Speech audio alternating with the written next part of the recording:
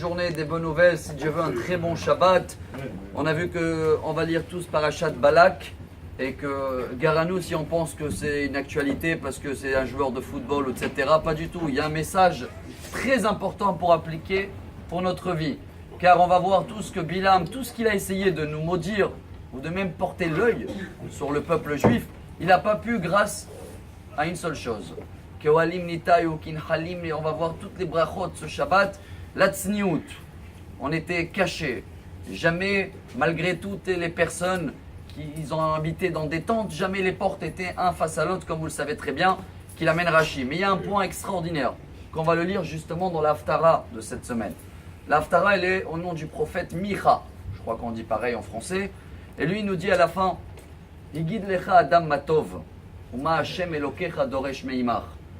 Vous savez ce que Hachem nous demande, surtout aujourd'hui dans la dernière génération, avant Mashiach? Trois choses. Asot mishpat, ahavat chesed, ve'atzne alechet im Hashem elokecha. Trois choses je vous demande, il nous dit Hachem. Fais ce qui est juste à faire. On essaye. Après, aime la bonté. Chacun de nous, il essaye de le faire. Mais le troisième, tout ce que tu fais, ce sera dans la façon que tu t'habilles, dans la façon que tu parles, fais-le avec de la tsniout, caché. Pourquoi ça tombe toujours cette semaine? C'est vrai, c'est la vague, la chaleur commence. C'est très très dur d'être dans la tsniout, comme nous demande Micha. Mais si on voit que tout ce qui protège l'œil, tout ce qui a protégé le peuple juif, toujours, c'est cette tsniout-là, alors oui, aujourd'hui, chacun de nous, hommes, surtout mesdames aussi, c'est vrai qu'il fait très chaud dehors. C'est vrai que c'est très dur. Rappelez-vous, la parole d'Hachem. Comment on dit la parole d'Hachem en hébreu? Déborah. Dibour Hachem. Vous connaissez Déborah, la plus grande prophétesse du peuple juif? Quel était le srout à elle et son mari, qui s'appelait comment? Déborah, Eshet Lapidot. Son mari Lapidot. Lapidot, c'est les mèches, on a vu. Lapide, comment on dit, celui-là qui tient le feu.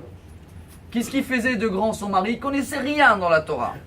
Mais il savait préparer les mèches pour le temple. Parce qu'il fallait mettre une quantité de l'huile qui est toujours la même. Imaginez-vous, l'hiver, les nuits sont très longues. L'été, les nuits sont très courtes. Comment il va faire pour que, toujours, on va allumer le soir et dans le lever de soleil, il n'y a plus de l'huile? Alors si chacun de nous veut que tout ce qui se passe dans sa vie va glisser, il faut de l'huile pour la machine, elle tourne. Ça va glisser dans la parnassa, dans la santé, dans tout ce qu'on souhaite. Pour cela, l'été, il faut mettre une mèche épaisse. Pourquoi épaisse? Comme ça, vite, l'huile, il se termine. Comme ça, le matin, il n'y a plus rien. L'hiver, une mèche fine. Alors, c'est vrai que l'hiver, c'est facile. La mèche, c'est bien sûr notre âme.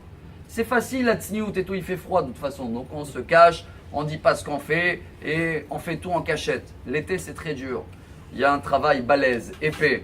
Mais ça va nous donner une lumière, parce que c'est l'huile d'olive, c'est la clarté, une lumière. Des enfants, si Dieu veut, dans le chemin de la Torah. Et que tout va glisser dans notre vie comme cette huile d'olive. Alors à partir de cette semaine, malgré la chaleur, malgré tout, on fait une double effort. Et comme ça, chacun de nous prend sur lui, se renforcer dans la tsniout. Homme, dans tout ce qu'on fait, même dans la façon de s'habiller, qu'on parle, caché, caché. Mesdames, bien sûr, c'est toujours mieux, je crois, d'être couvert qu'en découvert, non? C'est ça? Alors que chacun de nous, Bezrat Hashem, se couvre, se protège, qui double la protection, sa mèche, son âme. Et comme ça, Bezrat Hashem, la lumière de cette paracha-là va nous éclairer jusqu'à la nuit de Mashiach. Shabbat Shalom. Amar Rabbi Elazar.